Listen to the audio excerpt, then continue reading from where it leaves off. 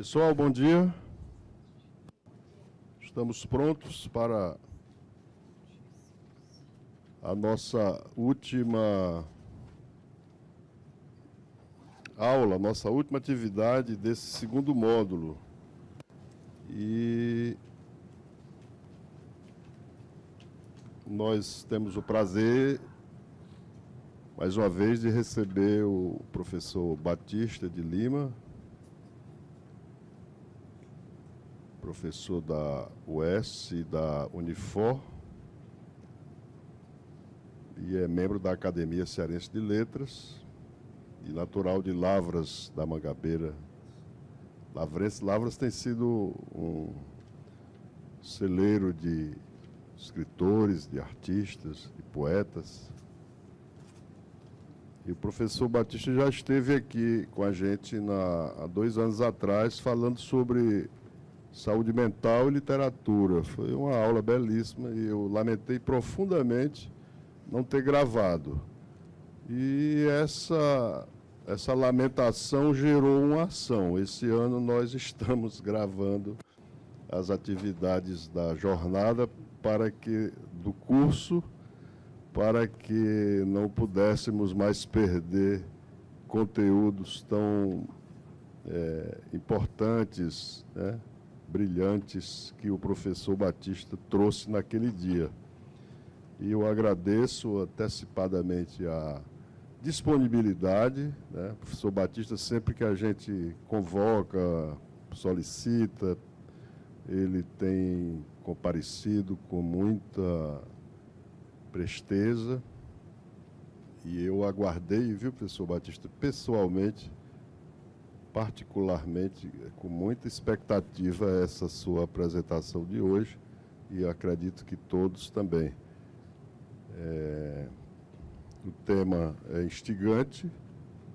Nós discutimos nas 2 aulas passadas do curso, esse segundo módulo, algumas situações que trazem reflexões. A jornada, quando ela chega no final, assim, eu fico um pouco melancólico, porque, para mim, a jornada é um evento fundamental na minha vida. Eu que tenho participado de todas elas, desde a primeira, mas a minha melancolia, eu espero que não atrapalhe o andamento das atividades. Para provocar, sim, e para aquecer, eu trouxe algumas passagens de um livro que vocês todos conhecem, é um clássico do Dostoiévski, que é Os Irmãos Karamazov, né? Então, lá tem um mosteiro, tem uns monges, e um dos monges era assim, tido quase como um santo, o Starets Zósima. Então, já perto de morrer, o Alyosha, que era um dos irmãos, ele registra algumas palavras desse monge. E eu achei interessante trazer isso aqui. Uma aparentemente fora do contexto, né? Mas está dentro. Ele pergunta: o que é o inferno? Então, o inferno tem muitas definições, né? Uma delas do Sartre, né? Na peça Entre Quatro Paredes, ou Entre Paredes, não tem bem o nome, que ele diz que o inferno são os outros. E eu achei essa observação muito interessante, porque nós todos temos uma tendência natural de culpar, de pôr a culpa nos outros por conta dos nossos fracassos, problemas, né? O primeiro que nós apontamos são os outros. Nós nos deixamos por último quando conseguimos chegar até nós mesmos, o que não é uma coisa tão fácil. Embora o professor Batista se perdeu aqui na volta, e quando a gente foi entrando, se perdeu aqui na chegada, quando a gente foi entrando, ele disse: às vezes eu me perco até de mim mesmo, né? Então, mas são situações especiais. Então, ele diz o seguinte: Lamento, meus irmãos, não poder exprimir isso mais claramente. É do inferno e o fogo infernal, essa é a meditação mística dele.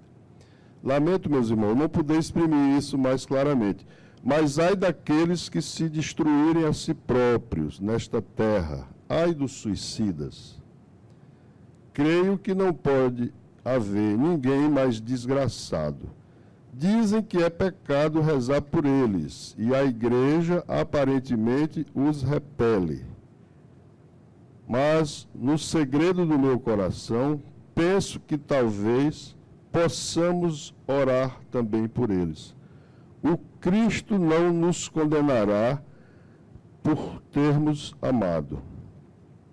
Confesso-vos, meus padres e meus irmãos, que sempre rezei, malgrado meu, por esses infelizes e que ainda hoje o faço.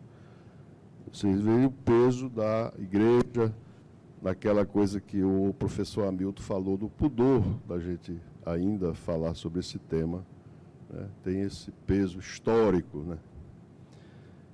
Depois, mais na frente, né, tem o julgamento do Ivan, que o personagem, um dos irmãos, acusado de ter assassinado o pai. Era uma acusação contra ele, né? E vamos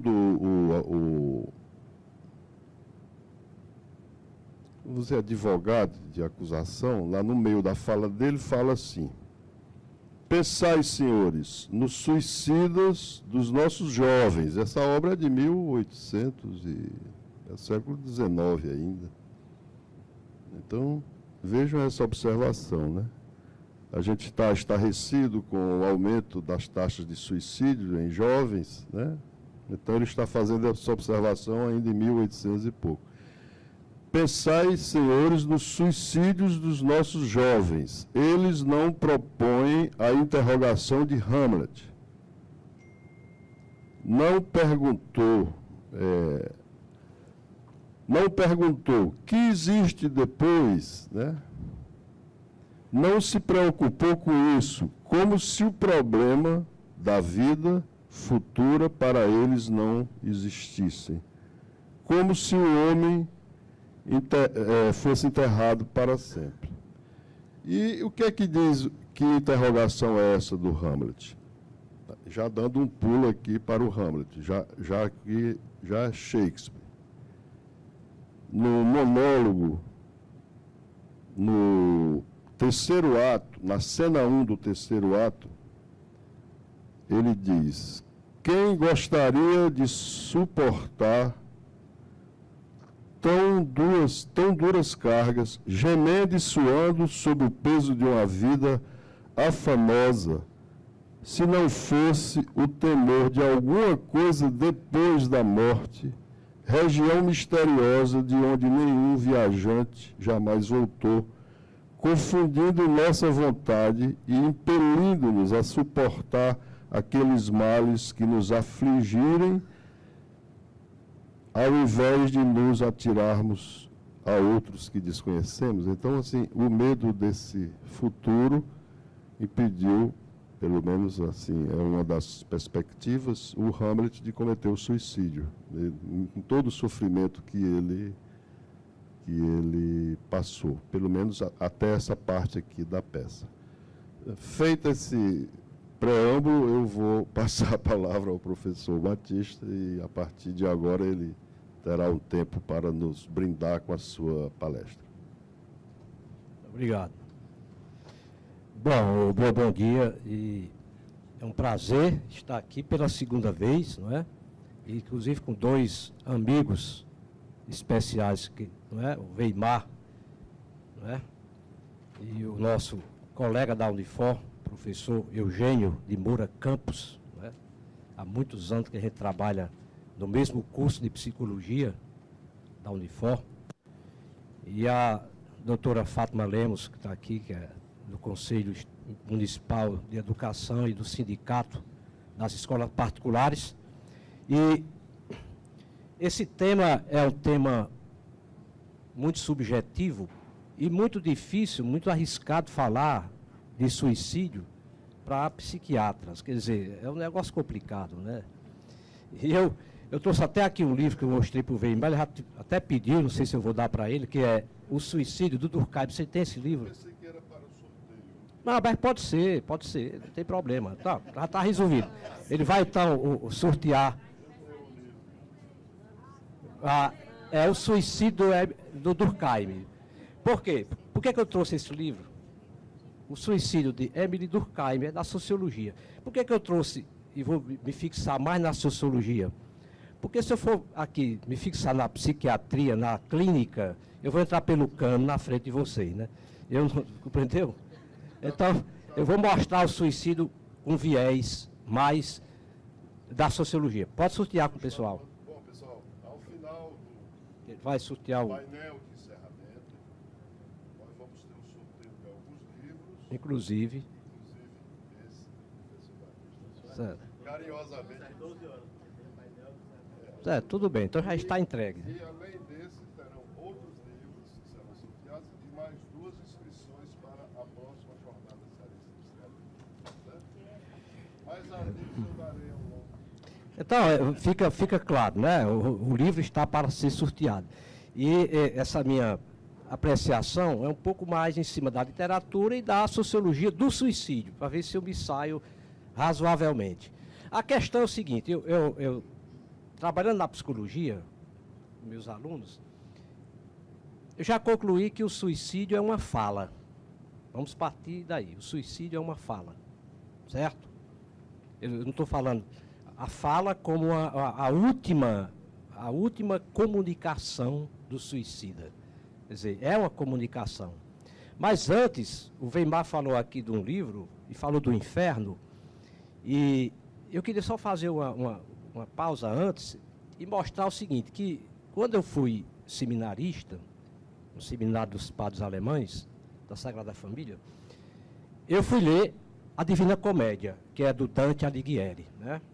Então, a Divina Comédia, eu, adolescente, naquela indecisão, se ia ser padre ou não ia ser padre, eu fui para o inferno. Primeiro porque o Dante, ele se inspirou numa figura chamada Beatriz, que era um adolescente. Ele viu uma vez na vida, só viu uma vez, e numa janela, longe.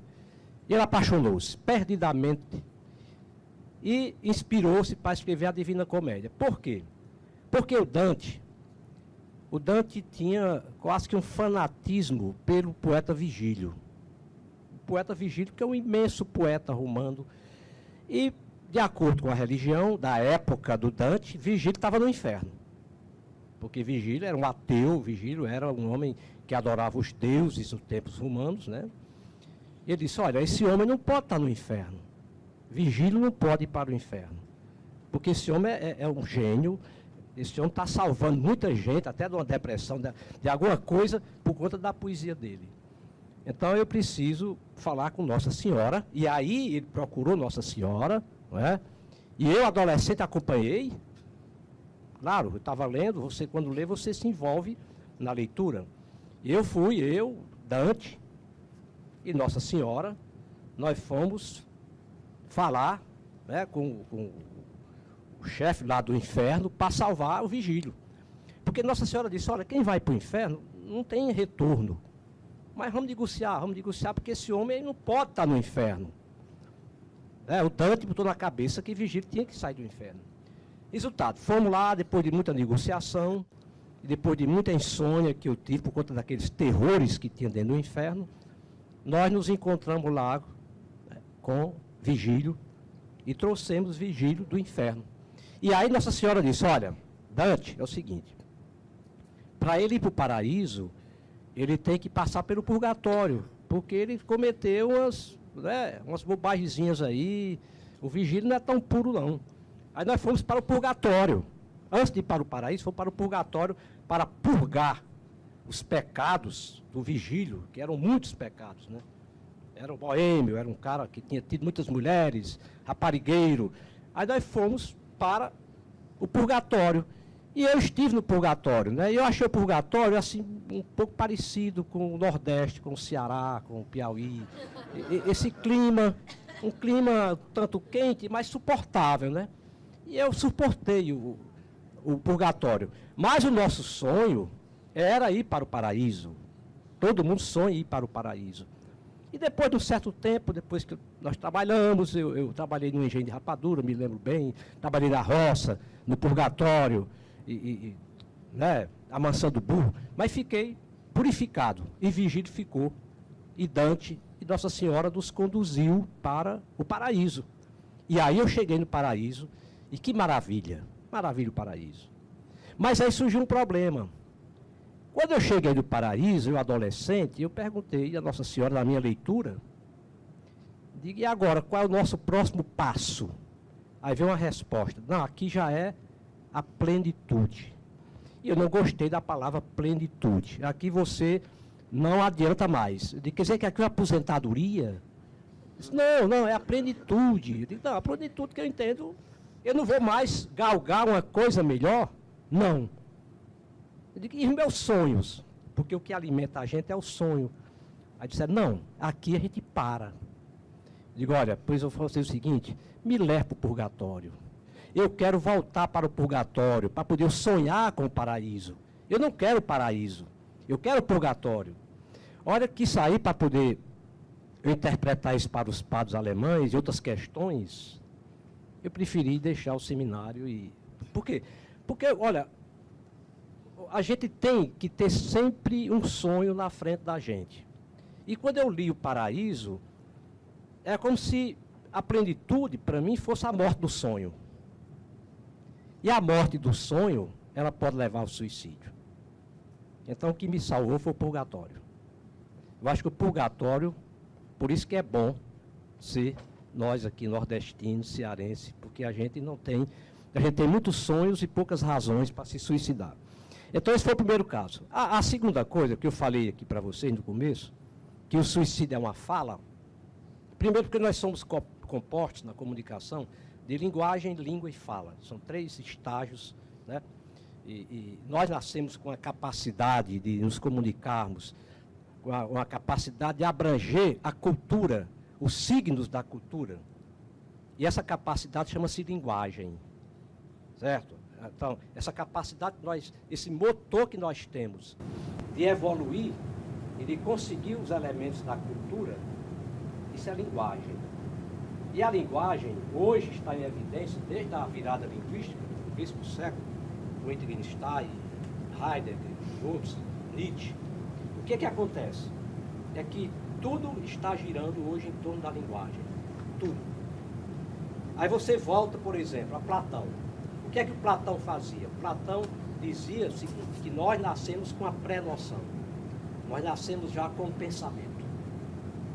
Quando Aristóteles, que foi discípulo dele, surgiu, contestou um pouco, disse, nós somos produtos de uma linguagem, de uma cultura. Essa questão, ela vem hoje dividindo as pessoas até hoje. Você pode pegar 10 intelectuais e 5 acham que quem primeiro surgiu foi o pensamento e quem surgiu em seguida foi a linguagem. Como é que eu me coloco? Eu acho que eu penso no que eu conheço. Isso é uma visão aristotélica. Quer dizer, para eu poder pensar numa coisa, primeiro eu preciso pensar. Então eu estou valorizando a linguagem. Está faltando som? E eu falando aqui, o pessoal se ouvindo. Agora está ouvindo. Porque tem que apertar aqui, é? Está ouvindo agora? Então, ficou melhor, né? Então é o seguinte. Purgatório, eu estava do purgatório. Agora eu cheguei do paraíso, né? Aqui o paraíso. Então, o Platão, ele pregava de que nós nascemos com a pré-noção, nós nascemos com o pensamento, muito antes da linguagem. Já Aristóteles dizia, nós temos a linguagem antes do pensamento. Só com a virada linguística, o que acontece? As pessoas valorizam mais a linguagem, ou seja, nós, isso é uma opinião pessoal de algumas pessoas, nós pensamos no que nós conhecemos. Eu não consigo pensar no que eu não conheci, no que eu não vi. Eu vejo um signo, eu vejo algo. Porque não funciona. Eu vejo determinada coisa, eu posso pensar nela, né? Vamos ver aqui. Vamos ver agora. Agora funcionou bem, viu? Então, esse grande problema entre linguagem e pensamento. Mas, na evolução nossa, teve um grande momento, talvez o momento mais importante da evolução humana, que foi a criação da palavra. A maior invenção humana é a palavra, certo? Então, quando as pessoas inventaram a palavra, eles inventaram a terapia. A palavra é terapêutica. A conversa é terapêutica. Mas aí surgiu um problema. Com a evolução um pouco mais na frente, essa palavra passou a ser escrita. Inventaram a escrita. E aí surgiu um problema. Quando começaram a escrever, as pessoas, e o Platão foi muito feliz, aí eu volto ao Platão e disse o seguinte, olha, quando inventaram a escrita, nós começamos a alienar nossa mente. Porque quando não tinha a escrita, a mente tinha que se preocupar em decorar, em guardar a cultura, guardar o que eu via. No momento que eu passei a escrever, eu escrevi e deixei lá. E eu acomodei a minha mente. Então, eu comecei a bloquear a minha mente, quer dizer, o Alzheimer nasceu exatamente com a escrita. Se você for analisar bem, o mal de Alzheimer surgiu quando inventaram a escrita. Porque quando eu escrevo uma coisa, eu guardo lá na minha estante e estou despreocupado. Mas se não fosse aquele arquivo que eu tenho lá, e agora no computador, eu estaria todo tempo remoendo, como diz o Matuto, remoendo na minha mente aqueles conteúdos, aquelas conversas, aquelas descobertas que eu fiz. Então, a escrita, se por um lado foi uma evolução humana, etc., das comunicações, por outro lado, não foi bom para a nossa mente. E por aí vai. Eu fiz esse preâmbulo para poder chegar na questão da literatura, né? Até porque eu trabalho com literatura, eu sou professor, o meu mestrado é em literatura. E eu tenho um caso, antes de suicídio, eu acho que há literatos que se salvaram do suicídio. Porque a literatura ela é terapêutica, porque a literatura ela é uma catarse. Você tem que pensar a literatura como uma catarse. Mas é uma catarse tanto para quem escreve, como é uma catarse também para quem lê. Muita gente pode se salvar de um suicídio escrevendo, ou se salvar de um suicídio lendo. Então, eu acredito na terapia da leitura, que é algo que essa juventude, a turma mais nova, está se afastando a cada dia, porque as redes sociais estão tomando o tempo todo das pessoas, né? Porque são pequenos textos que não são de literatura. Então, os clássicos da literatura não estão sendo lidos para essa turma jovem. Eu faço o maior esforço para os alunos lerem um livro, eles não querem ler. É uma exceção, são poucos os que leem, né? Então, isso é um problema sério, que eu não sei onde é que vai se acabar isso, né? Então, é preciso que a gente leia. Agora, eu tenho dois casos da literatura. Primeiro, o Machado de Assis. Um caso do Machado de Assis. Machado de Assis era para ter se suicidado. O que é que ele fez? Você sabe que Machado de Assis era mulato e tinha um complexo grande, porque era mulato, porque era quase negro, filho de uma lavadeira com pintura de paredes. E ele tinha um complexo. É tanto que ele vestia branco, roupa branca, terno branco, calça branca, sapato branco. Ele se negava a assumir a negritude. É um problema. Depois, Machado de Assis era gago. Gago. Era um homem que tinha dificuldades de comunicação. E o pior do Machado de Assis é que ele casou-se com uma mulher branca, linda, chamada Carolina Novaes, uma portuguesa. E ele, quando tinha 40 anos, ele constatou que não podia fazer filho, ele e Carolina não teriam filhos. Há aí uma questão de esterilidade. E isso é dramático. Não importa de que lado, se é da mulher ou se é do homem, né? Ser estéril, mas o fato de não haver um produto do casamento, numa sociedade de 1880. Ele com 40 anos. Então, ele teve um problema sério na cabeça de Machado de Assis, que ele deixou de ser um poeta romântico, aliás, um escritor romântico, como é que era, né, derrengado, e passou a ser um cara realista, pessimista, terrível, porque aquilo era ele, era a catarse dele. E aí escreveu livros em que os mortos falavam, aquela coisa, e se livrando do suicídio. Mas não ficou satisfeito. Publicou Memórias Póstumas em 81, depois em 1890 publicou o segundo, o nome do segundo livro dele, depois o caso foi em 1900, mas em 1800, Quincas Borba também trabalha com a morte. Você pode ver que é a morte, não é? E ele se salvando. Quando ele chegou a Dom Casmurro, ele bolou, para mim, a grande obra genial dele, se eu vou fazer o seguinte, eu vou engravidar minha mulher. Isso, como eu não tenho coragem de chamar um amigo meu e ter uma transa com ela, ela ficar grávida, eu vou engravidar no texto. E aí, ele escreveu um livro chamado Dom Casmurro, em que ele arranja, olha como ele é genial, ele arranja um amigo dele, chamado Escobar, colega de seminário, né? Um cara que é dinâmico. O Casmurro é aquela coisa acanhada, aquela coisa pronta para se suicidar. Mas não se suicida, porque ele arranjou esse amigo de confiança e diz, esse meu amigo, ele vai ter uma relação com minha mulher, isso no texto, não estou falando na vida real. E ela vai ter um menino chamado Ezequiel, que realmente nasceu, o menino, no livro aparece, Ezequiel nasce. O que eu fiz na minha leitura? Eu fui ver quem é Ezequiel. Ezequiel é um profeta da Bíblia. Todo mundo sabe que tem um livro de Ezequiel, excelente livro. Ezequiel foi pregar na época, ele foi pregar na Mesopotâmia, nas margens de um rio que era afluente do rio Eufrates. Só que esse afluente, aí Deus está lá com o nome, Cobar. Cobar. Ou seja, tu és Cobar. Cobar é o rio Cobar. Está vendo? Tu és Cobar. Ora, a metáfora de Capitu é o mar. É tanto que ela tem olhos de ressaca. Quem já leu sabe disso. Então, tem até um livro do Linhares Filho, nosso conterrâneo aqui, meu conterrâneo de Lavras, que é a metáfora do mar de Dom Casmurro, que ele prova que o mar é exatamente a Capitu. Ora, onde é que o rio deságua no mar? Quem é que fertiliza o mar? É o rio. Qual é o rio? Cobar, é Escobar. Onde é que Escobar vai tomar banho todo dia no livro? No mar. Todo dia de manhã ele vai nadar no mar. Onde é que Escobar morre no final da história? Dentro do mar, morre afogado.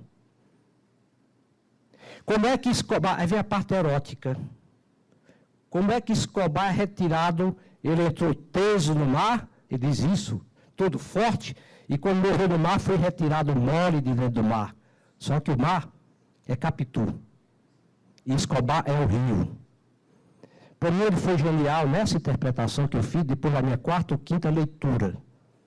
Então, realmente, Capitu e Escobar tiveram um caso. Mas foi um caso na escritura, texto, como uma maneira do Machado de Assis engravidar a mulher dele, simbolicamente, metaforicamente, para a literatura, é metáfora. E Dom Casmurro era uma grande metáfora. Resultado, Machado de Assis não suicidou-se, porque ele conseguiu engravidar a Capitu, a mulher dele.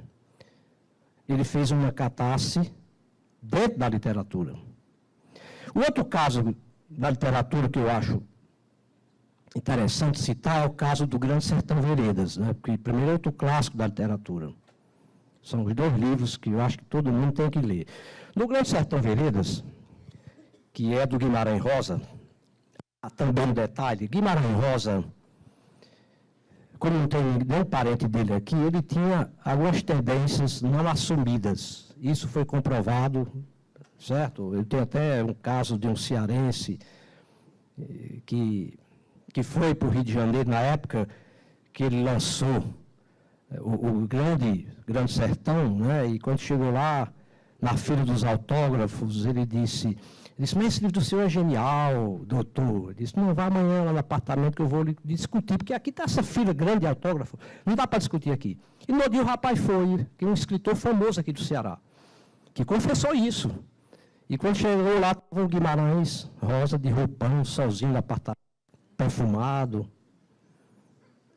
E, doutor Guimarães, eu queria mostrar isso aqui para o senhor. Aí disse que ele abriu, disse, uma coisa linda que o senhor escreveu aqui, disse, lindo não é isso aqui não, aí abriu o roupão e deu a volta. O cearense machão olhou o rumo da porta, né, e correu, fugiu. Mas isso não tira a genialidade dele, né, não tira. Olha, aí ele tem dois personagens importantes na obra dele, que se chama Riobaldo, que é um rio baldeado, é um rio subjetivo, porque quando o rio é claro, ele não tem subjetividade. A água clara, você vê o fundo. Mas a água barrenta, você não vê o fundo. Você imagina o fundo da água. Então, Riobaldo, é um rio baldeado. Quer dizer, é um rio subjetivo. Aí botou o nome do outro personagem de Diadorim. Ora, Diadorim é Diá, que é o diabo. Diá é o diabo. Dor, que é a dor. E I, que é mim. Você Diadorim é a dor do diabo em mim. Que era o quê? Era um jagunço, que na realidade era uma mulher. É aquela coisa do jagunço, mas que estava travestida. Por baixo era uma mulher que tinha outro nome, né? Quem é essa mulher? Está entendendo? Por que essa mulher aparece com roupa de homem, mas por dentro é uma mulher? É tanto que no final da história, vocês sabem, que ela vai brigar com Hermógenes para vingar a morte do pai, e ela morre. E mata também, os dois morrem. Mata o Hermógenes e morre. Só que quando vão abrir a roupa de Diadorim para vestir a mortalha, o Riobaldo vê que é uma mulher. Mas está morta. Só que aquela mulher que está morta, será que o Guimarães Rosa é o Riobaldo, ou é Diadorim, ou é as duas coisas? Quando ele tinha 9 anos de idade, o Guimarães Rosa, a irmãzinha dele, que tinha 10 anos, estava tomando banho no rio e morreu afogada. Fato real. Trouxeram a menina para casa e foram tirar a roupa da menina para vestir a mortalha. E ele viu a irmã dele nua. Aquela imagem que ele teve aos 10 anos de idade, ele repete a mesma coisa no final de Grande Sertão Veredas. Então, a literatura tem essas coisas. O que ele fez? Ele começou a escrever o livro, o Grande Sertão, e quando foi em 54, ele já com 750 páginas escritas, ele cansou, disse, basta. Daqui para frente eu não escrevo mais não. Era de madrugada. Aí ele pensou uma solução, aí botou o 8 deitado no final do livro. Desenhou o 8 deitado. O 8 deitado é o símbolo da subjetividade, é o símbolo do infinito, do surrealismo. Ou seja, o que foi que ele fez? Ele disse, bom, caríssimo leitor, até aqui eu fiz a vereda. Daqui para frente, você vai escrever o sertão. Por quê? Porque o sertão está dentro da gente. O sertão está dentro da gente. E cada um tem dentro de si um sertão diferente. Eu não posso limpar um sertão. Eu posso limpar uma vereda. E suspender o livro. Então, compete a nós, leitores, ao terminarmos a vereda do Guimarães Rosa, continuarmos escrevendo o sertão. Mas o sertão que é particular de cada um de nós. Cada um tem uma percepção diferente do mundo. Então, o meu sertão, que eu sou sertanejo, tivemos agora do Cariri, uma semana sobre o sertão, com o Rosenberg, que foi lá dar uma palestra. Então, mas o meu sertão é diferente do sertão do Rosenberg, é diferente do sertão de quem é do sertão aqui.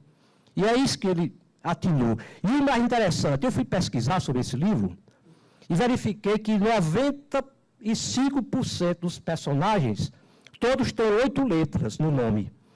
Você começa por Riobaldo, 8 letras. Diadorim, 8 letras. Aí eu comecei a pegar os jagunços, eu fiz uma relação que tem 95% dos personagens, tudo com 8 letras. Ele tem aquela coisa do 8 como símbolo da subjetividade.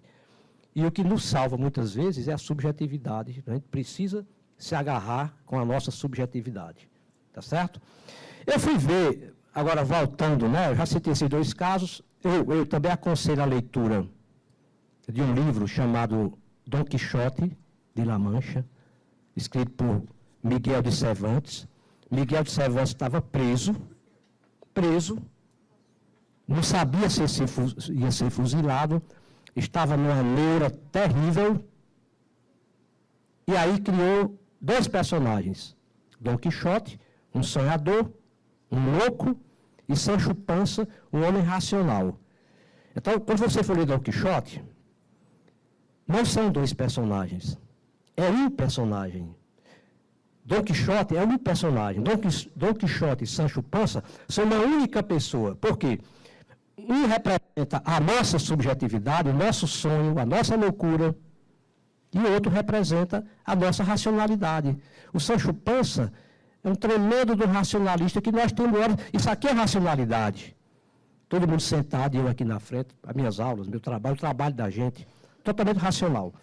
Mas os nossos sonhos, as nossas loucuras, todo mundo tem loucuras dentro de si, são o Dom Quixote.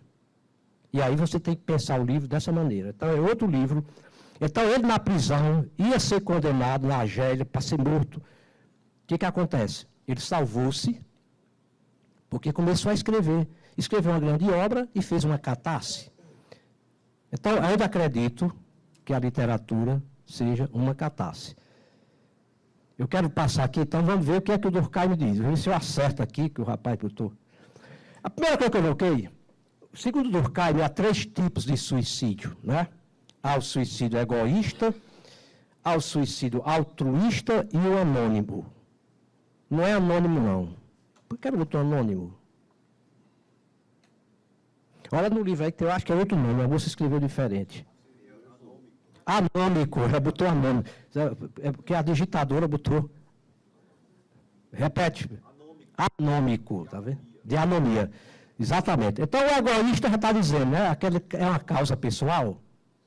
É uma causa pessoal. Você resolveu se suicidar por questões de depressão, de algum trauma, alguma coisa. O altruísta é quando você se suicida por uma causa, um grupo, por um motivo de solidariedade, por exemplo. O altruísta é o cara que é solidário com alguém, né? E o anômico, né? O anômico é aquele que você se suicida por um motivo que não é do seu domínio, não é? Um motivo externo, por causas políticas, causas... Por exemplo, vamos colocar aqui anômico, que fica entre o altruísta e o egoísta. Vamos citar o caso do anômico aí. O EI, sim. Eu tinha entendido que nas outras aulas, o doutor Gugel até abordou isso aí. O Gugel. No primeiro dia do curso. E anomia é quando a sociedade está perdendo os seus valores e os laços sociais se quebram, exatamente. As pessoas ficam meio perdidas. E aí, isso aconteceu muito na Europa, depois da Segunda Guerra. Aconteceu muito. É quando você não encontra sentido na convivência, na política. O Brasil está correndo esse risco, viu? Tem muito suicídio anônimo, o Rio de Janeiro principalmente. Inclusive, já foi dito agora que tem havido aumento de suicídios no Rio de Janeiro. Por quê? Porque o pessoal tem gente passando fome no Rio de Janeiro, com salário desde dezembro, sem saber quando vai receber. Nem o 13º não receberam ainda. Então, é o caso do anômico. A outra coisa, vamos ver aqui, que eu coloquei... esse aí foi voltar, né? É a tecnologia.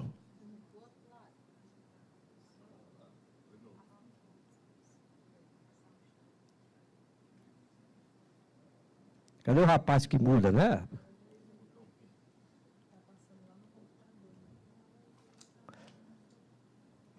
Eu quero colocar o segundo, viu?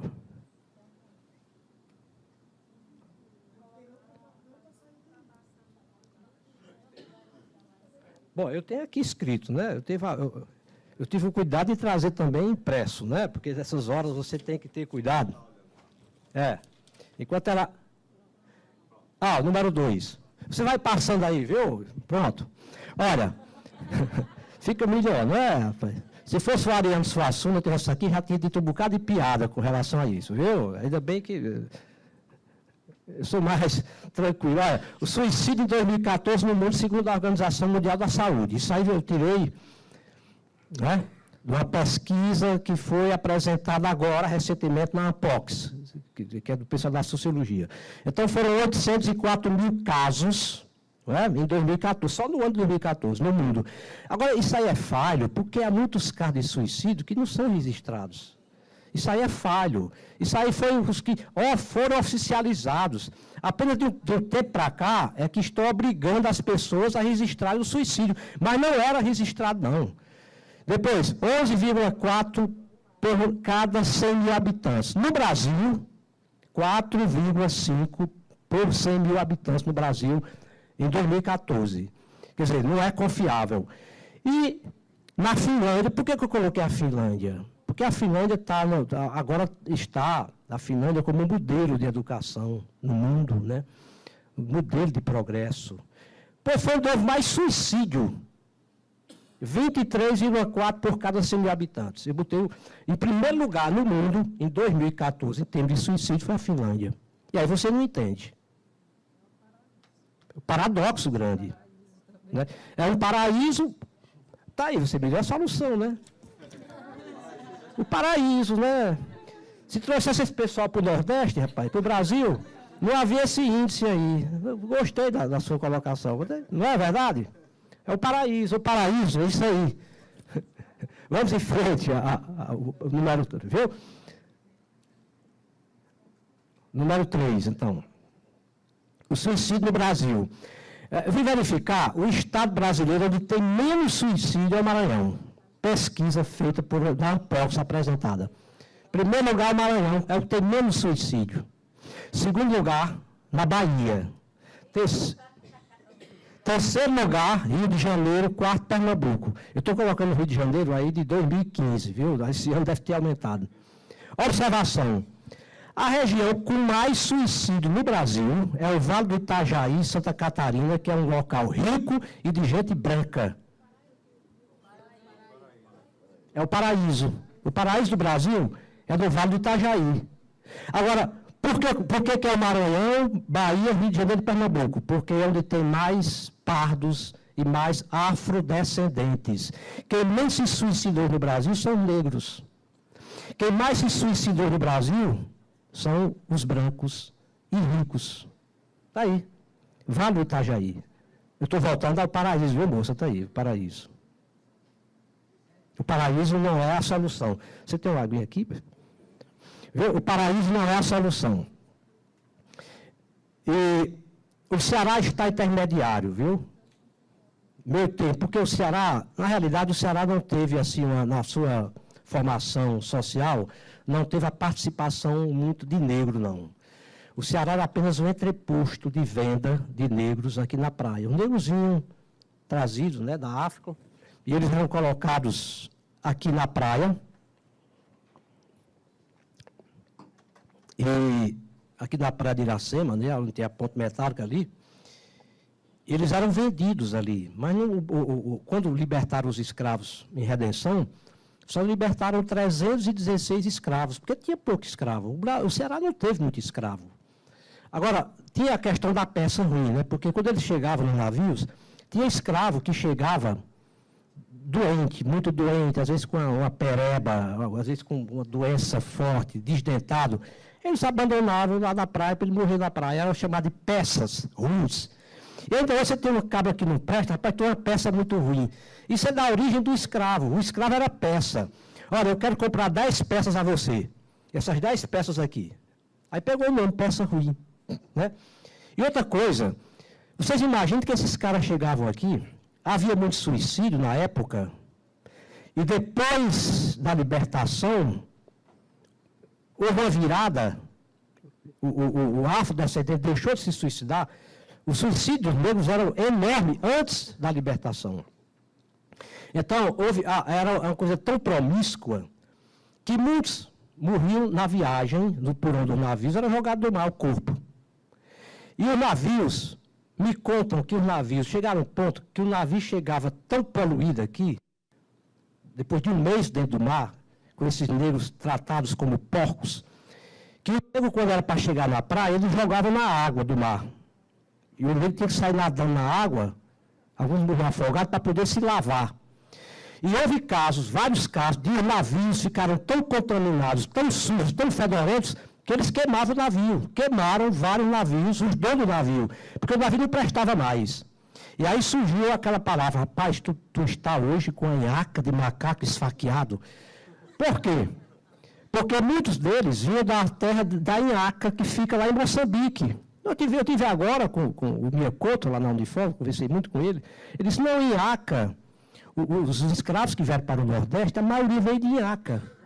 E daí pegou o nome de nhaca, que é suvaqueira, porque você imagina aqueles negros pulando o navio durante um mês, misturando com as necessidades, com as fezes ali dentro, era como se fosse um chiqueiro. E muitos navios foram queimados na praia. Não presta mais não, isso está muito fedorento. Bom, mas voltando então. Então, lá no Vale do Itajaí, onde está a riqueza, é onde tem mais suicídio. Lá do Paraíso. Vamos ver o próximo, 4. Eu botei aí, quando o Getúlio Vargas fez uma coisa muito boa para o Brasil. Não sei se vocês sabem que a primeira universidade do Brasil, vocês sabem como foi criada, né? Que é uma coisa absurda, né? Foi criada em 1922 por um erro da seguinte. O Brasil tinha que dar o título de doutor honoris causa ao rei Leopoldo da Bélgica, por uma questão de dívida. E era o aniversário da independência do Brasil. 100 anos da independência, Semana de Arte Moderna. E aí acertaram, olha, nós vamos dar o título de doutor honoris causa ao rei Leopoldo. E o rei veio para o Brasil receber o título, em 1922. Quando chegou aqui, alguém disse, mas, presidente, aqui não tem universidade. Só quem pode dar um título de doutor honoris causa é a universidade. Você não pode fazer isso. Isso como? E esses cursos que tem aqui, tem alguns cursos, não pode não, tem que ser universidade. Por trás do documento que eu vou criar a universidade. Está criada a Universidade do Brasil. Assinou o documento para poder dar o título ao rei Leopoldo. Aí foi que surgiu a Universidade Federal do Rio de Janeiro, né, que era a Universidade do Brasil. Né? Mas é uma coisa absurda. Mas eu acho que o grande lance foi em 1935, 37, quando Getúlio Vargas criou a USP. E trouxe da França grandes nomes, tipo Roger Bastide, aí, Lévi-Strauss, veio para cá. E que formaram primeiro grandes nomes da nossa sociologia, tipo Florestan Fernandes, Ottaviani, até Fernando Henrique logo depois. Inclusive o Lévi-Strauss pegou toda a turma dele e levou lá para o Xingu. Vamos estudar as raízes do Brasil. Fui lá para o Xingu. Se bem que raiz do Brasil é do Sérgio Buarque de Holanda, né? Mas foi estudar o Xingu. Lá no Xingu, é bom que eu conte isso, ele viu o Lévi-Strauss com a turma dele, inclusive o Ottaviani estava presente, e o Florestan Fernandes, são testemunhas. Houve um massacre de uma tribo. Os poceiros chegaram e mataram todos os índios. E quando mataram, a ilhazinha correu, uma meninazinha pequenininha correu, entrou no buraco formigueiro. E escapou. E os assassinos foram embora. Era para tomar posse da terra. O Lévi-Strauss foi lá, meteu a mão no buraco e arrastou a menina, toda suja de formiga, toda picada de formiga, a menina com 6, 7 anos de idade, morrendo de chorar. Ele foi, tapou a boca da menina com um saco e levou para a tenda dele, o Lévi-Strauss. E trouxe essa menina para São Paulo. E botou essa menina nos melhores colégios de São Paulo. Registrou como filha. E quando Lévi-Strauss voltou para a França com a mulher, levou essa menina para a França.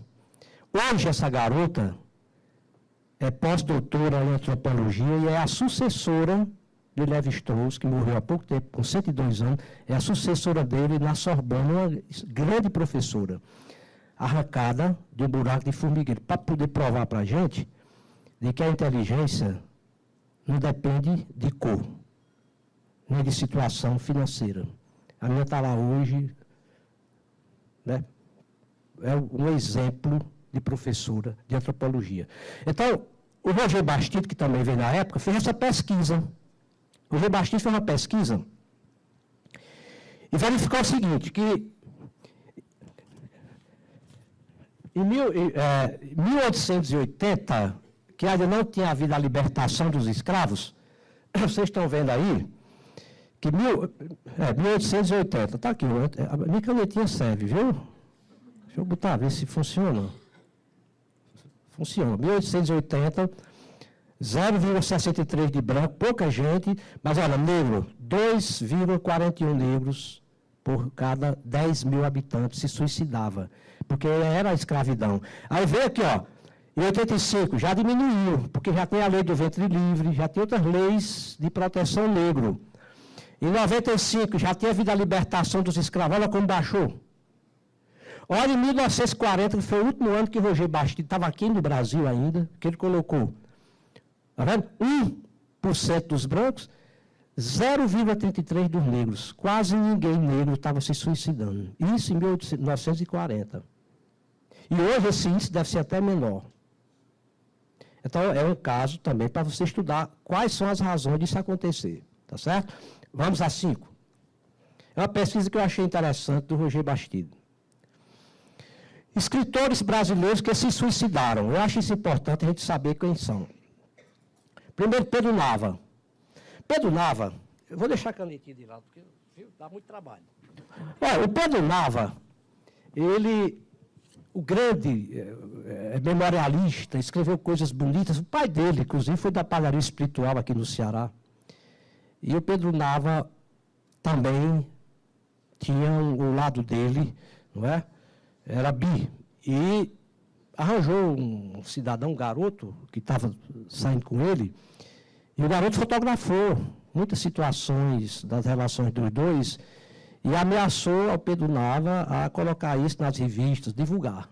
E queria uma quantia grande de dinheiro.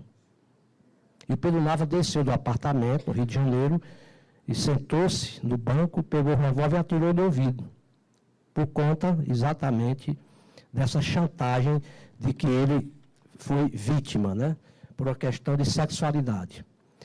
A outra criatura que eu coloquei aí, que foi a musa do nosso tempo de escritores alternativos, eu fiz parte disso nos anos 70, principalmente, com Nicolas Baer, e ela, essa moça, Ana Cristina César, uma grande poeta, eu tenho toda a obra dela, a obra completa. Ela, aos 31 anos, ela era doutora em Londres, era professora da Universidade Federal do Rio de Janeiro, uma mulher bonita, muito bonita, de classe média alta, morando em Copacabana, num grande apartamento, tinha tudo para ser feliz. Os rapazes, a elite carioca, aqueles jovens, todos loucos por ela, ela abre a janela do apartamento e pula do 10º andar. Até hoje, ninguém tem uma explicação. Aliás, do 7º andar. Até hoje ninguém sabe a razão por que Ana Cristina suicidou-se. Era a nossa musa. Eu me lembro muito bem, trocamos cartas, inclusive, porque eu mandava material daqui, de Fortaleza, e ela mandava material do Rio. Naquele tempo, o movimento alternativo, da poesia marginal, era pelo correio. E eu guardei até um certo tempo material dela. Depois que ela suicidou-se, mas para eu ter guardado ela tudo até hoje, né, para eu ter como prova. Achei uma coisa, está aí. Não tem explicação nenhuma para o caso de Ana Cristina César suicidar. O pai e a mãe, eles não têm resposta. Depois tem Joaquim de Souza, que foi um cearense, que participou é um poeta byroniano, era um poeta do ultrarromantismo cearense. Eram dois poetas. Era Joaquim de Souza e aquela rua que fica ali paralela a Desembargador Moreira.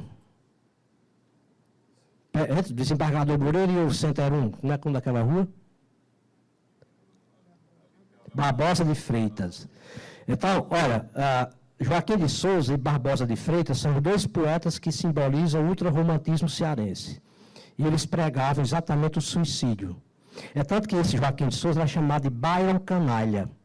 E quando ele tinha 20 anos, foi embora para o Rio de Janeiro, e lá ele foi atravessar aquela Baía de Guanabara no dia 7 de setembro e disse, eu vou prestar homenagem à independência do Brasil.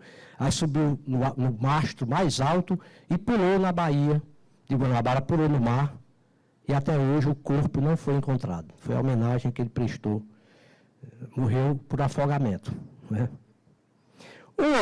O Joaquim de Souza, você saiu, o outro é o Barbosa de Freitas, veio de Jardim, do Ceará para cá, e também era um adepto do Byron, do suicídio, né? Então o que ele fez? Não, eu quero morrer devagarinho. Então ele foi morar aqui na faixa da Praia de Iracema, que era uma faixa de prostíbulos. Aqui tinha prostíbulos de toda de prostíbulo de primeira qualidade, de segunda, terceira, tem até o de primeira, que era com as polacas. Os navios saíram daqui levando couro e algodão para a Europa e trazendo de lá bacalhau e prostitutas polacas, as louras, né? E essas louras aqui eram perseguidas, os homens eram loucos, porque não tinha prostituta loura no Ceará, mas chegaram aqui. Elas vieram trazendo para cá uma doença chamada sífilis.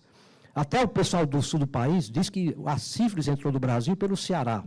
Isso é uma coisa que a gente não pode nem estar pronunciando, não, porque isso pega mal, né? Pega muito mal. Mas o cara chegava aqui do Icó, do Jaguaribe, com um bocado de couro e de algodão, aí vendia, gastava metade do dinheiro com as prostitutas e levava a doença para lá. Aí passa de geração para geração a sífilis, né? Então tá aí.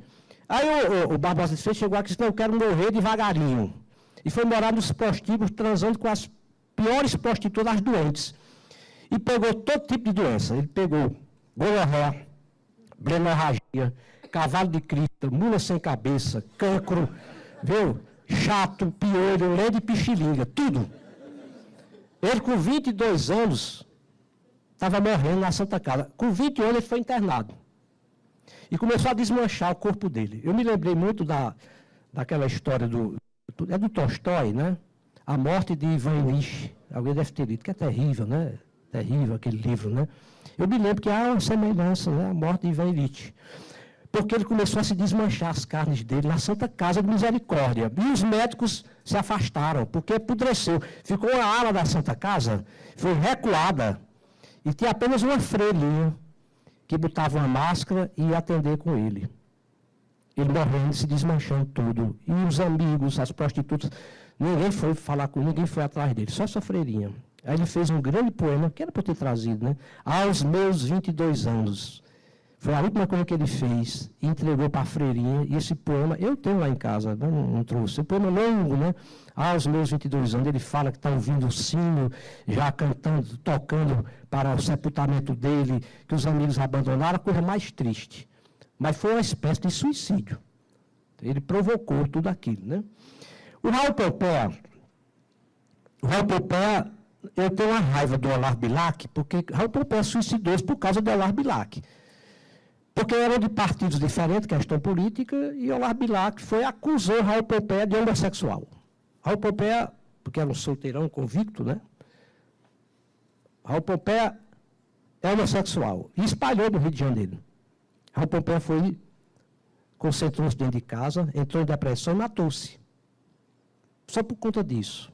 E até hoje, muita gente não gosta de Olavo Bilac por conta dessa injúria que ele fez. Nem homossexual não era. Naquele tempo, Assis Valente. Tem letras, músicas bonitas, rapaz. Exatamente. A noite de Natal, ele preparou-se, mas eu acho que o suicídio dele teve alguma coisa também de vingança em cima do Olavo Bilac, porque até hoje tem muita gente que condena o Olavo Bilac, porque ele planejou todo o suicídio dele. Na noite de Natal, ele suicidou-se. Ele ainda confessou para os amigos que estava prestes a se suicidar. Foi um caso incrível, né? Assis Valente, grande compositor de músicas de Natal, a mais bela música de Natal é do Assis Valente. Ele tentou 5 vezes suicídio. A penúltima vez ele jogou-se do Pão de Açúcar e enganchou-se numa árvore lá. Aí salvaram, né? Mas já tinha tentado 3 antes. Aí na última ele envenenou-se. Ele tomou veneno. E aí morreu. Por quê? Porque ele era homossexual e nunca conseguiu assumir a homossexualidade, que isso é um problema sério. Nunca. Ele não admitia ser homossexual. E aí matou-se. Foi a única saída que ele encontrou. Vamos ao próximo. O número 6, né? Eu coloquei escritores internacionais famosos que suicidaram, escritoras, mulheres. Eu coloquei 3 que eu gosto muito, né? A Virginia Woolf, né, com depressão. Vocês já viram o filme, já viram o livro, né? Que ela encheu os bolsos né, de pedra, né? E começou a entrar na água, vivendo um conflito permanente, até se afogar. Que deve ser, diz que é um dos piores suicídios, né? O afogamento. Eu não sei quem disse, né? Porque quem afogou-se não volta, né? Não é? Como é que você sabe, né? Quem foi que contou essa história, não é? Pode ser isso, né? Quem quase, né? Mas diz o Albert Camus, o Camus diz o seguinte, olha, a filosofia ainda não resolveu um problema, o problema do suicídio. Ele diz, o suicídio é um ato de covardia ou é um ato de coragem? Ele lança isso. Ele diz, até hoje ninguém tem uma solução porque não há retorno de quem suicidou-se para contar a história, não é? A Silvia Plath, depois de 3 tentativas, né, uma mulher emancipada, símbolo do feminismo, matou-se. E a Flor Espanca, que é a nossa portuguesa, de uma vida conflituosa, a relação amorosa complicadíssima, ela matou-se de overdose, né, de barbitúrico, né? Como também teve escritora brasileira, eu acho que a Clarice Lispector teve uma vida atribuladíssima.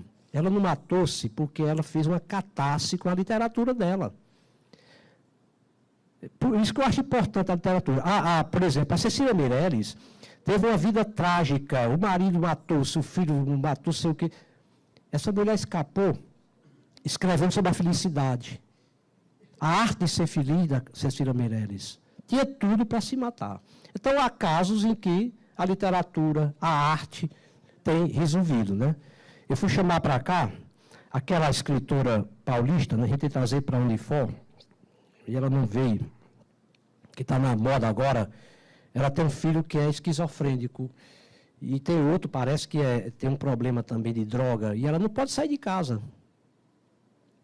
E ela disse, eu não posso sair de casa, porque eu tenho 2 filhos.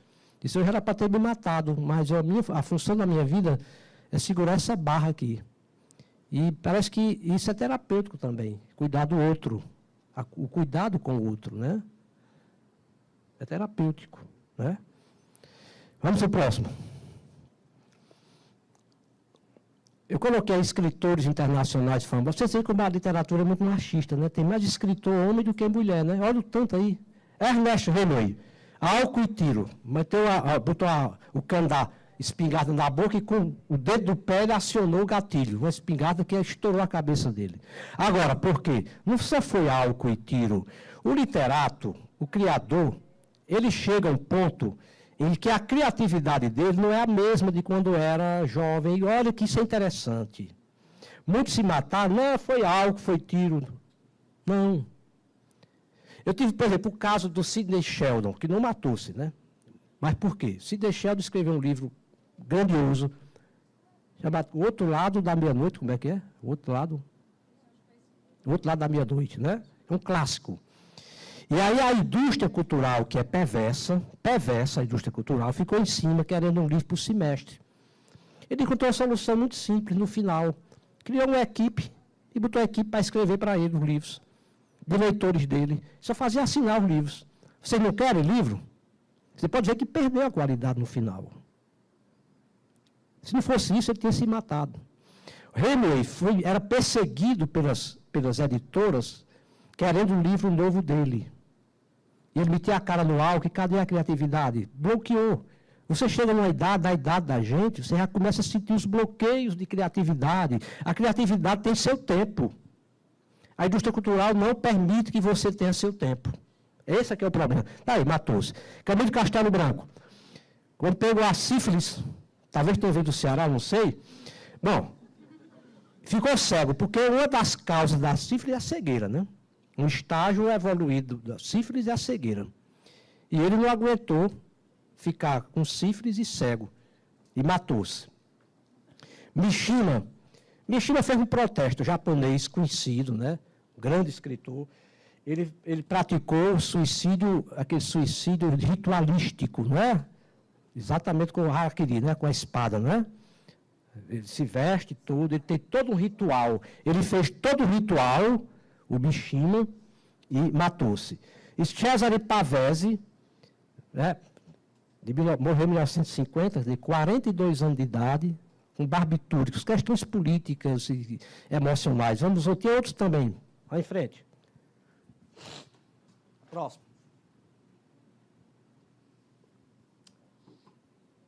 Quando eu saí do seminário, a cabeça precisando ser feita, né? Eu fui procurado pelo Partidão. Era para ser comunista, né?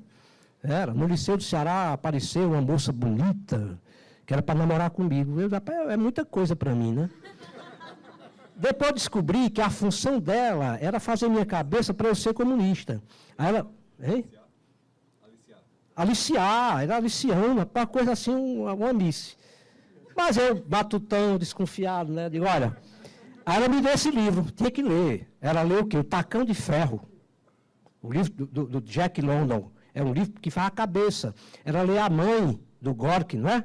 Tinha que ler A Mãe, do Gorky. Leu Capital, do Marx. Eu li cor nenhuma, sabe?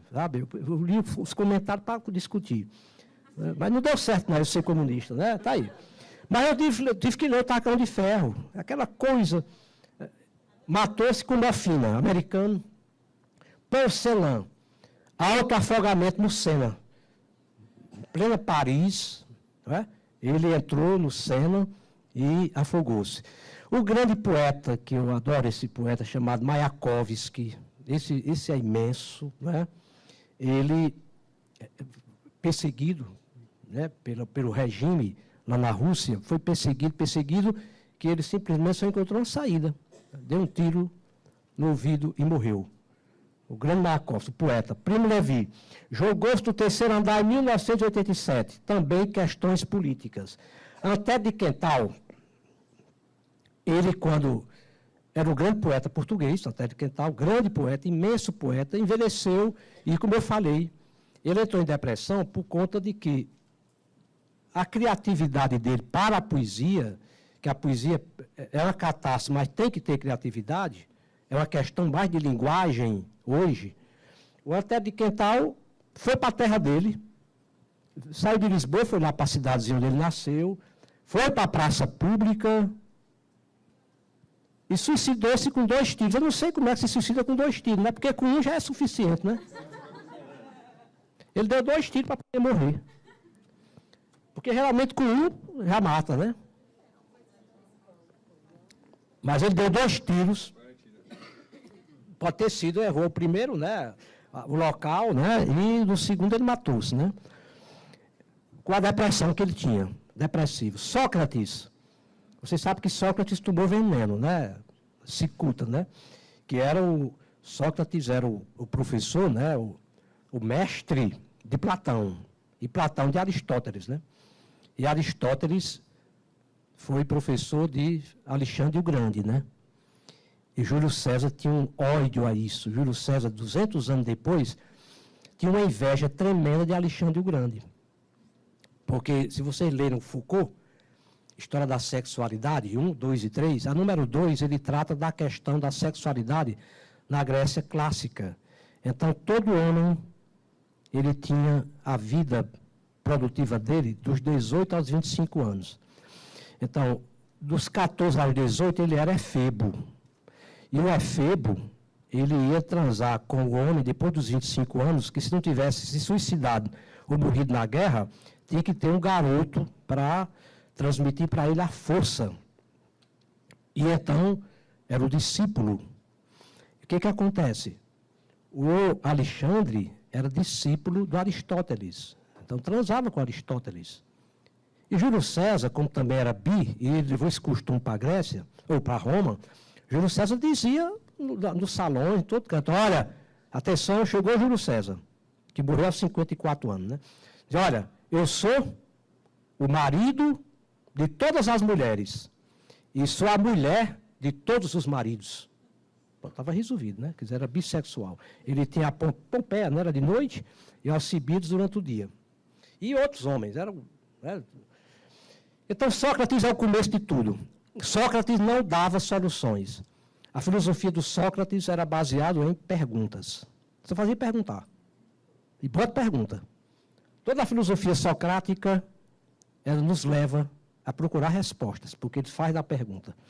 Madre de Sá Carneiro tomou veneno e deixou uma carta bonita, mas triste para o Fernando Pessoa, que é outro caso também, que não morreu, não suicidou-se, nem nunca assumiu a homossexualidade, porque ele se transformou em vários, pelo menos eu conheço 22 heteronômios. A gente só conhece 3 principais, né? Alberto Caeiro, aqueles 3. Ele tem 22 já encontrados. Ele mudou-se, ele transfigurou-se em vários personagens, como se fosse um teatro, e escapou de um suicídio. Né? Vamos em frente.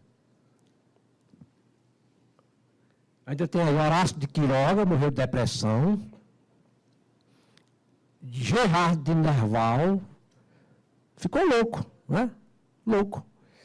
Deleuze, que vocês conhecem, né, das pesquisas de Deleuze, né, disse que ele pulou pela janela, estava com câncer terminal, fez pontaria, jogou-se pela janela e morreu.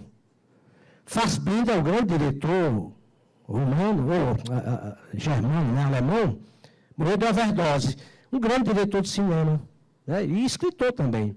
Reinaldo Arenas morreu de AIDS, álcool e drogas. Tem um livro dele. Alguém aqui deve ter lido o livro do Reinaldo Arenas, que eu não estou nem lembrado do nome, mas eu li o livro. Né? O importante é que eu li. Né? Ele escreveu o livro, escreveu até na hora que não pôde mais escrever com a AIDS. Né? Então, é um livro terrível. Certo? E aí ele matou-se. Ele parou de escrever ali o livro quando já estava para morrer e ele antecipou a morte. Né? É um cubano. Né? Sêneca cortou os punhos, vocês sabem que ele cortou os punhos dentro de uma banheira e deixou o sangue sair todo e morreu por conta do imperador, né? Das perseguições. Vamos lá, em frente.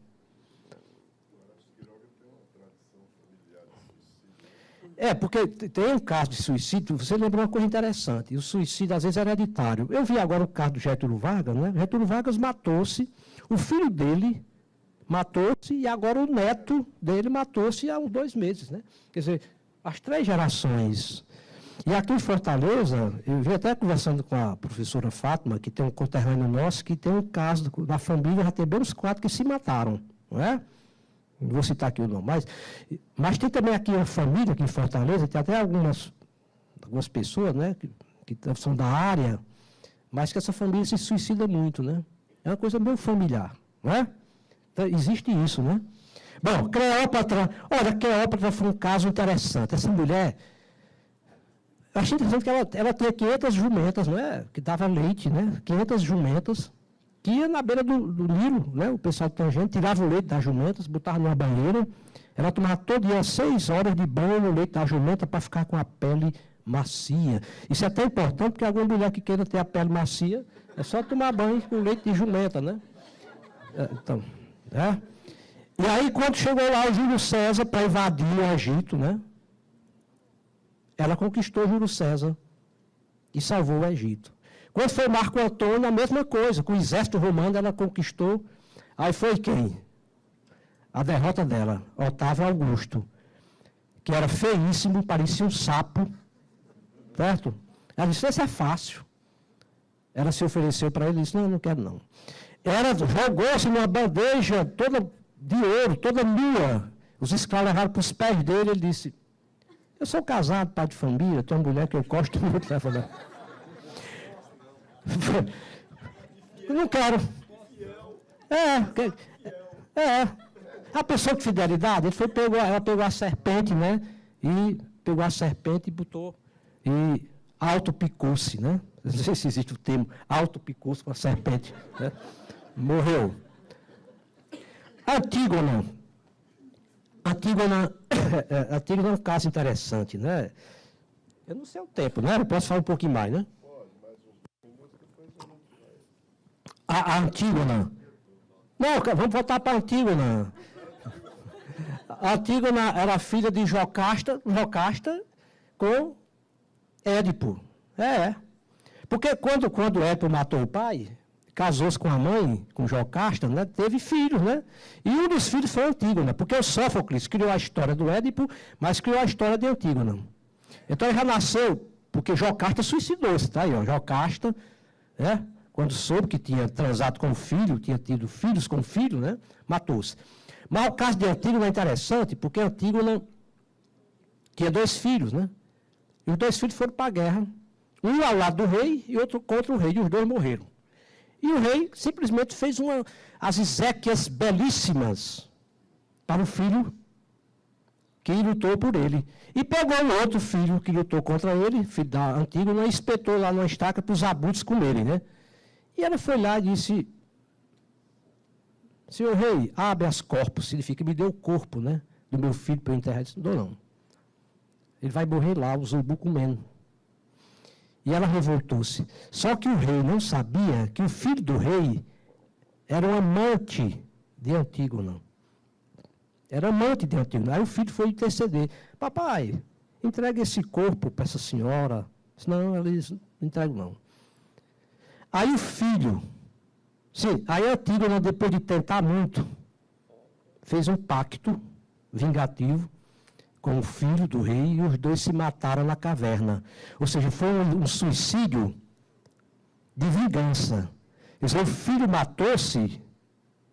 matou-se, que era amante de Antígona, para punir o pai que não liberou o corpo. E há casos de suicídios que são uma forma de se vingar de alguém. Viu? Foi esse caso aí. Jocasta foi incesto, Eurico Presbítero. Eu queria só pedir a permissão aqui do professor Batista, com referência à Antígona. Sim. No próximo ano, a gente pretende encerrar esse módulo de suicídio com risco de suicídio e abordagens críticas. Serão 4 ou 5. E o outro projeto tem a ver com a questão da literatura. Então, assim, o aspecto terapêutico da literatura. O que é que a gente está pensando?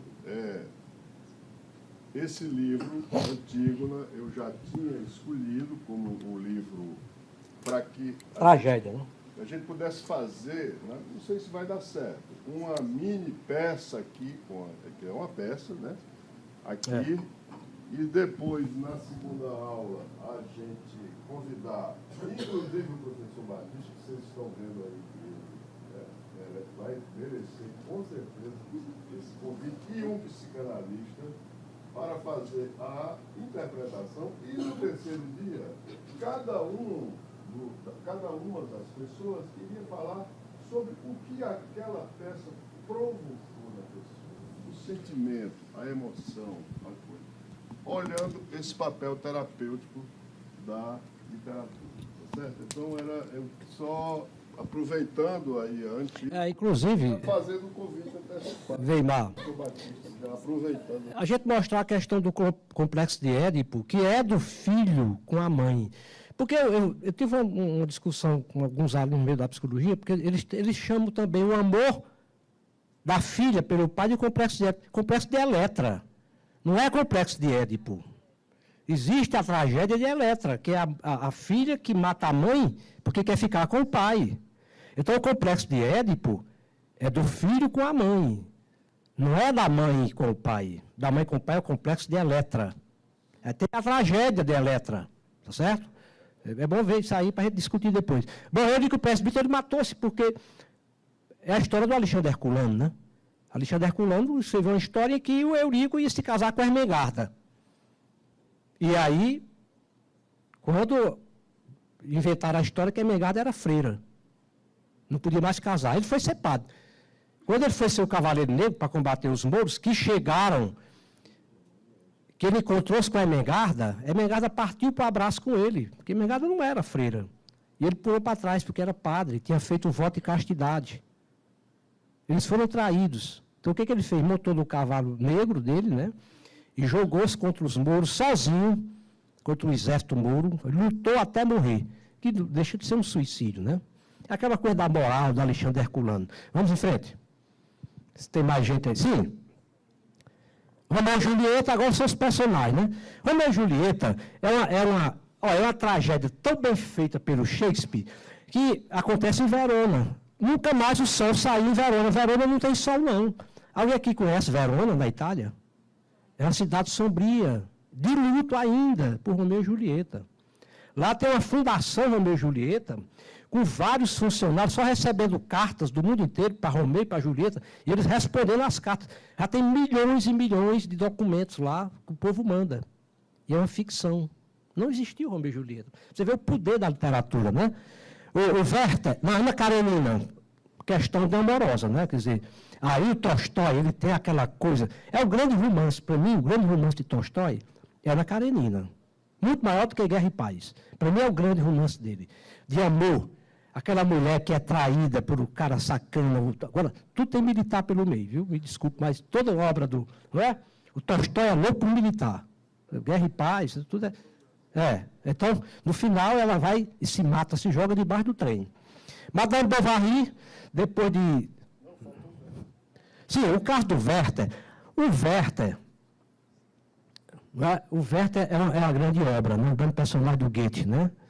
O caso do Werther é porque ele apaixonou-se pela pessoa errada. E ela também, a Charlotte, era casada. E ele ficou louco pela Charlotte. Quando ele não conseguiu, né, porque naquela época, para ela se separar e viver com ele matou-se. No final, ele se mata, o Werther. É uma história triste, de uma paixão não resolvida. Madame Bovary, depois que truou em Paris, não é? Prostituiu-se, o diabo, aí matou-se. E aí, o Flaubert foi perseguido, né, pela justiça. Ele disse, Madame Bovary, c'est moi. Madame Bovary sou eu. Pronto, aí assumiu como se fosse ele a Madame Bovary. Mas é uma história interessante. E, finalmente, o Hamlet, que ele já falou aqui, né, do Shakespeare também, outra tragédia, né? Vamos lá. Já quer que eu termine aí? Acho que é a última hora. Eu coloquei casos para discussão para encerrar, tá certo? Primeiro, os 2 parafusos de Moreira Campos. A minha dissertação de mestrado é sobre Moreira Campos. A ordem e a desordem na escritura de Moreira Campos. A mulher está lá em cima do apartamento, o marido traindo, o marido sacana com ela. Então ela pega e abre os parafusos da janela, 2 parafusos, tira, deixa uma cartazinha dizendo o motivo, que é o marido que não presta, e se joga, se esborracha aqui em Fortaleza. E aí, ela vem em gosto do marido. A família dela, ainda hoje, né, odeia esse marido que fez com que ela suicidasse. Que diz Moreira Campos que é baseado em fato real, eu não sei. O preço de Moreira Campos aconteceu em Lavras, minha terra, terra da professora Lúcia. O preso vendia manga em Lavras, dizia, meus filhos, eu não quero nunca ver um filho meu preso. E um dia ele joga lá o menino, ele tem um calombo, né? E o menino diz o apelido dele, ele joga um caroço de manga no menino. Só que o menino é filho do juiz e vai para casa chorando. Aí o pai manda prender o preso. E ele fica dizendo, não me solte que eu não tenho paciência de ser preso.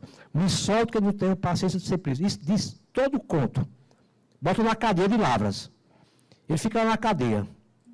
Aí bota o jumentinho dele, que vinha com as mangas, amarrado numa goiabeira ao lado da cadeia. Aí ele fica olhando pela grade, aí passa um menino, meu filho, só tem esse jumento para ele ir para casa sozinho, porque o jumento vai para casa, abrindo as cancelas, né? Aí o menino vai e solta o jumento, me dê a corda. O menino dá a corda. Quando é de manhã, ele aparece enforcado. Ele se enforca, porque ele já tinha dito para os filhos que não queria ver nunca um filho preso. O caso da família Vargas, já falei, e o caso Herzog, que é o caso de suicidaram alguém. Até hoje a pessoa acha que o Herzog não suicidou-se, né? A ditadura, o Foucault esteve 5 vezes no Brasil.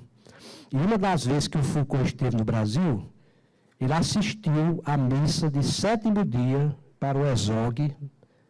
Eram 8.000 pessoas assistindo essa missa. Ele está, se você ver a fotografia, o Foucault está no primeiro banco na frente, contrito, né? Assistindo a missa do Herzog, que todo mundo é certo de que ele não suicidou-se, ele foi suicidado na prisão. Agora, quem suicidou-se foi o Frei Tito, mas também foi suicidado pelas torturas que ele sofreu, que é o nosso cearense. Eu acho que não tem mais. Vamos ver se tem. Acabou-se? Ó, Frei Tito, Judas, olha, se Jesus faz tanto milagre, eu vou ver Jesus que está precisando de dinheiro, porque ele era o caixa. Aí deu azar. Ele estava certinho que Jesus ia dizer, bom, olha, ia fazer um milagre, né, ia trazer o dinheiro de volta. A questão é coragem ou é covardia? É a questão do caminho, para você pensar. O suicídio é uma coragem ou é uma covardia? O estigma dos 27 anos dos roqueiros. Aí vem Jimi Hendrix, Jenny Joplin, Kurt Cobain, aí tem muitos, né? Agora a menina, a Winehouse, né? Sei lá. Tudo com 27 anos. Ainda bem que eu já passei dos 27, né? Não tem perigo, né? E a literatura, eu quero que fique essa mensagem. Eu acho que a literatura, tanto para você que faz literatura, que escreve, como quem lê, a literatura realmente é uma catarse. Tá certo? A literatura é uma catarse. Eu vi uma pessoa lá da área já de terapia chamando catarse. Não existe catarse, pelo amor de Deus. Eu vi numa palestra um dia desse. O S só tem som de Z e 2 vogais. Se você tem o R, é catar-se. É som de S. Então, eu vi uma pessoa famosa aí dizendo catarse. Nunca diga isso, viu? Que aí desgraça, viu? Obrigado. Bom, eu tinha minhas razões, eu acho que todos concordam para esperar essa aula, essa palestra do professor Batista com muita expectativa.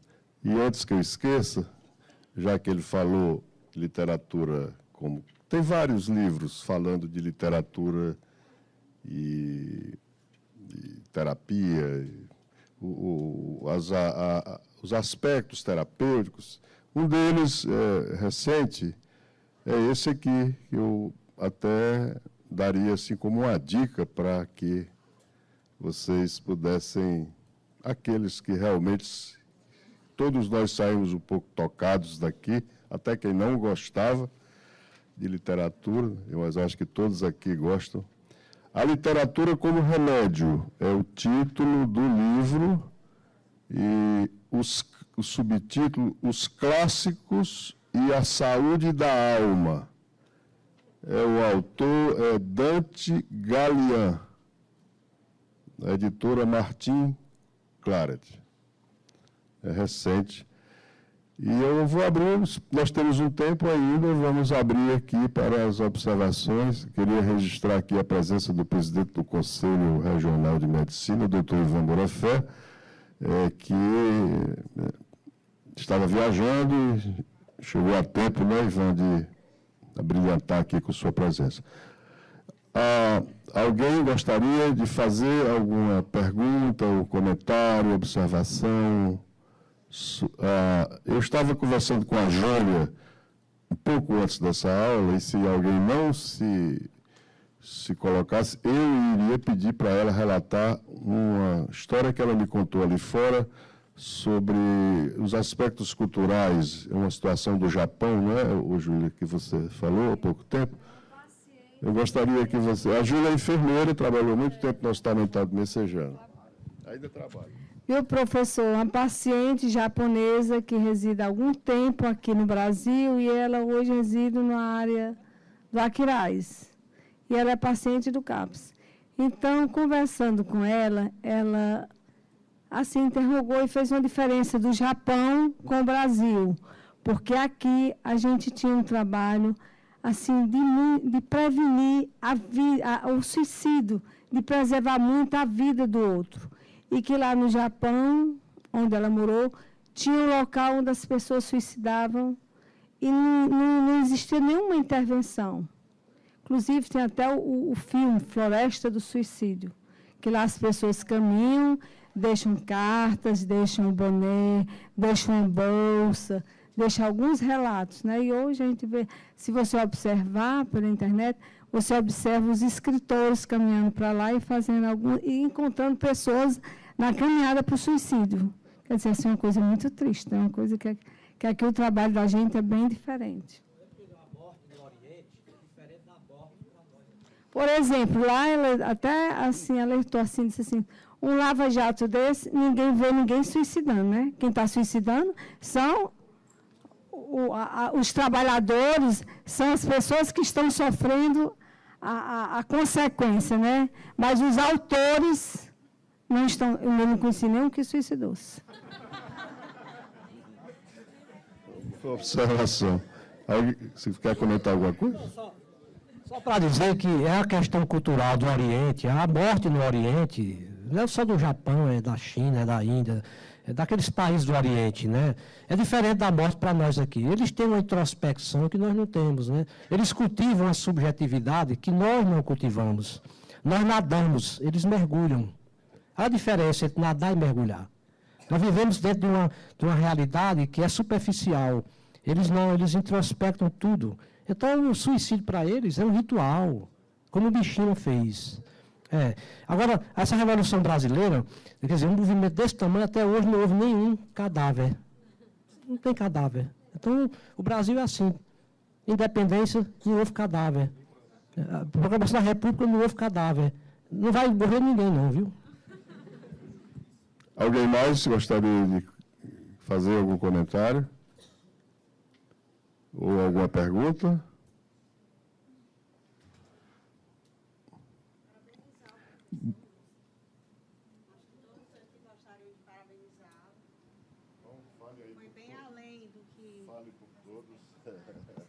Bem, se é que eu tenho essa preponderância, esse empoderamento de falar por todos, mas a ilustre presença, a sensação da qual estou saindo, dizem, como disse nossa amiga Nara, quando você sai mais angustiada, com muitas dúvidas, muitas perguntas, interrogações, diante do que foi posto, diante do que foi dito, da citação do Ariano Suassuna, e tantos outros quanto devem ser nomeados, selecionados para outros encontros, né? Não somente cearenses. E nós estamos satisfeitos, eu falo aqui em nome de todos. Volte sempre, não é, Weimar? Posso dizer isso? Quem pode é o Weimar, não sou eu, que é o coordenador. E excelente, meus parabéns superou muito a minha expectativa. Muito, muito mesmo. Parabéns. Professor, fale aqui no microfone.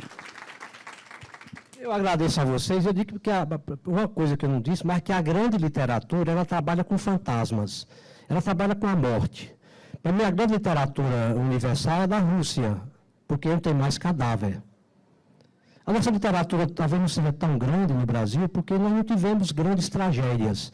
A única tragédia mais ou menos grande foi de Canudos, morreram 25 mil pessoas, mas só por exemplo, na Rússia, numa batalha só que durou um ano, né? Stalingrado, foram 2.500.000 mortos.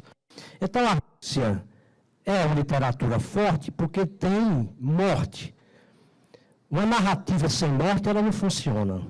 Ajeita uma morte dentro da narrativa. Pronto. Bom, professor, as palavras já foram ditas, eu não quero me repetir. Eu acho que esse momento nós vamos encerrando, não é com chave de ouro, eu acho isso muito pouco. Nós vamos encerrando com a chave dos nossos sentimentos, das nossas emoções e dessa conversa tão produtiva, né, tão rica, histórica, literária, terapêutica. Eu acho que o professor Batista tem essa capacidade de, na sua fala, trazer para nós uma visão tão rica, tão ampla, que de cada palavra dele a gente pode pensar alguma coisa, desde o purgatório que nós vivemos até essa ideia do paraíso que é tão forte em todos nós, como se esse paraíso fosse realmente o local, né, de permanência, né? Avisar que... Então, professor, muito obrigado. Obrigado à professora também, que está aqui, né, da Academia Feminina de Letras, né, prima do professor Batista e de Lavras também. É do Conselho, coordenadora do Conselho Municipal de Educação, professora Fátima Lemos. e amiga da Letícia.